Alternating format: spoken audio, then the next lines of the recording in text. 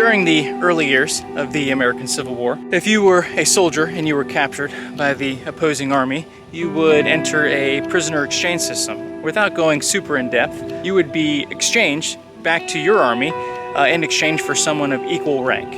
Well, in 1863, this prisoner exchange or parole system began to break down. And on July 30th of 1863, Abraham Lincoln would issue General Order 252, which effectively suspended the Dix Hill Cartel, which was an agreement with the Confederate States for the prisoner exchange system.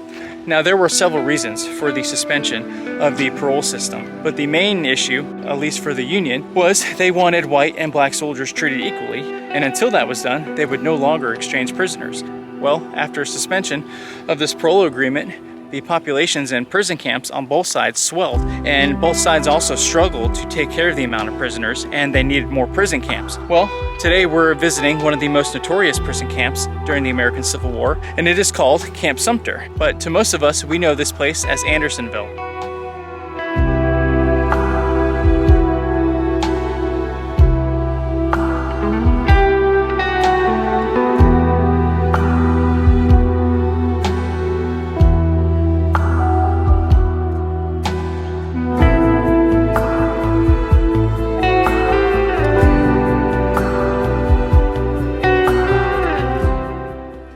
Alright, so we're making our way in the general area where the Union prisoners would have come up.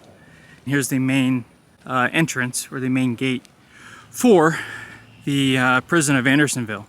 And I mean, you can just imagine, you are captured in battle, you were taken here by rail, whatever possessions you had were probably gone by now, especially food, and now you're walking up to this prison. And not only does it look intimidating, you can smell it. The stench within the confines of the stockade was just absolutely sickening. And just kind of giving you a little layout where we are here. So this would be the north gate, I believe on the west wall. And a few depictions of fresh prisoners coming in through this north gate. Now these here, this is a pigeon roost, and we'll get into that here shortly. But gosh, I couldn't even imagine. So again, here's a map as well. The train depot was again to the west near the small town of Andersonville, and they take this road from the depot. They'd come here through the north gate. So let's walk in the footsteps of the Union prisoners. All right, we're approaching the main gate here, and just to give you some perspective of where we started down there. And again, surprisingly, I didn't realize how hilly this area was. But this is the north gate where fresh Union prisoners would come through. Now before we enter, I just want to give you a little more background. Andersonville was built in 1864 to obviously house Union prisoners, and it had become the largest prison in the Confederate Army. Now originally they were supposed to build barracks for the prisoners, but due to the lack of lumber and the price of lumber at the time, they didn't build the barracks. So it was essentially just an empty field within this stockade. And the first prisoners began to arrive here in February of 1864. Now during the next few months, approximately 400 to 500 would arrive a day. Again, they were supposed to be housed in barracks, and it was supposed to only hold about 6,000 to 10,000 prisoners, but at Andersonville's height, it held 33,000, which would have made this the sixth largest city in the Confederacy, which is mind-boggling. Originally it was 16 acres, and then they expanded Andersonville another 10 acres this way, beyond that little creek there. So let's walk through the main gates and continue following the footsteps of Union prisoners.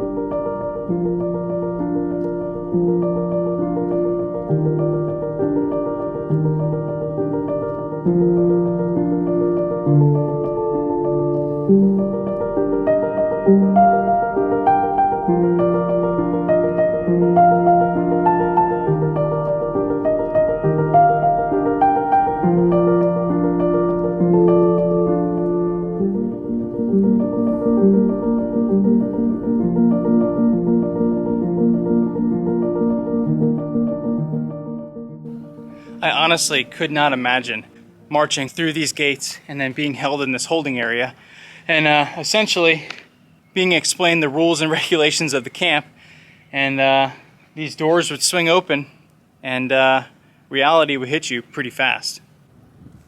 So this small wooden fence that you see before us, it doesn't look like much, but this is called the deadline. And it was designed to keep the prisoners away from the inner stockade here.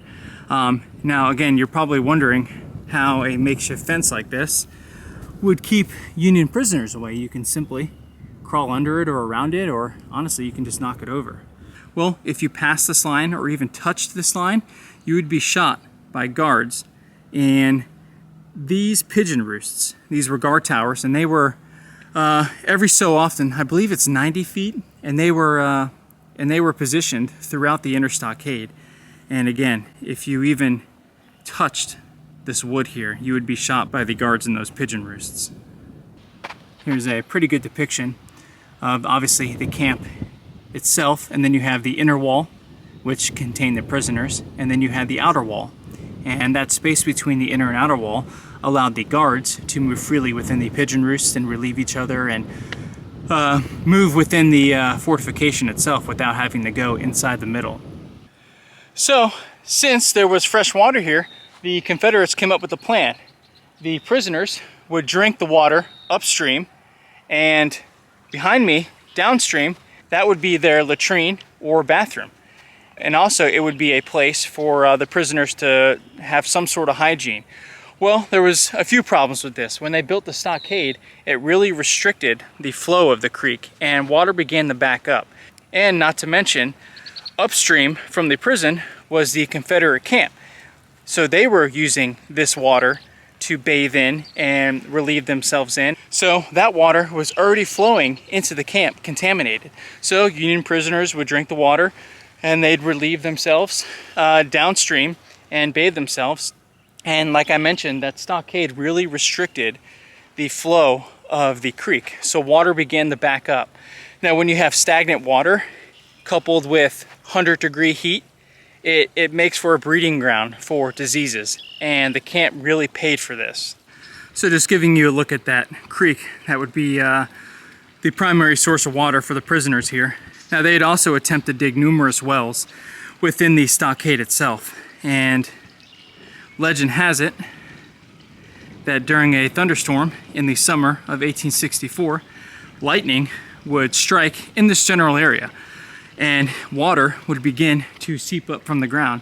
And the prisoners thought that this was an act of God, showing some mercy on all the suffering that they've gone through. So this is called Providence Spring. So let's have a closer look at Providence Spring here.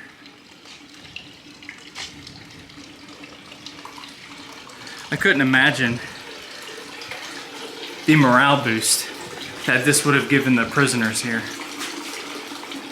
This pavilion was erected by the Women's Relief Corps Auxiliary to the Grand Army of the Republic in grateful memory of the men who suffered and died in the Confederate prison at Andersonville, Georgia from February 1864 to April of 1865. And you can see this monument here was erected in 1901. Wow.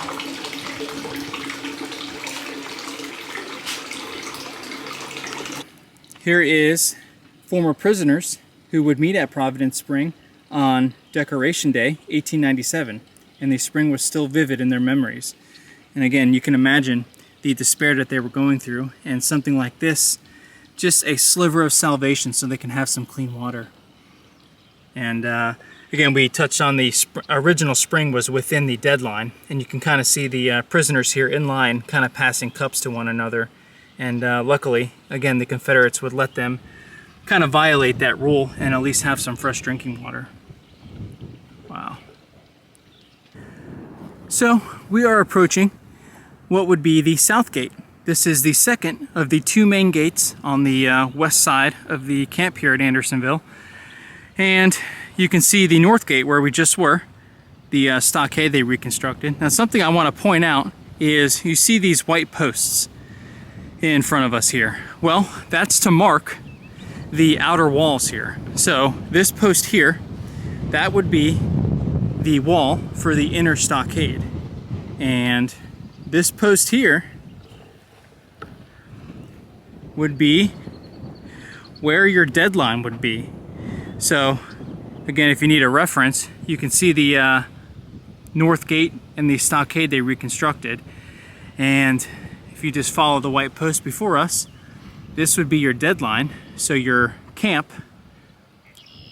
would be within these white poles here.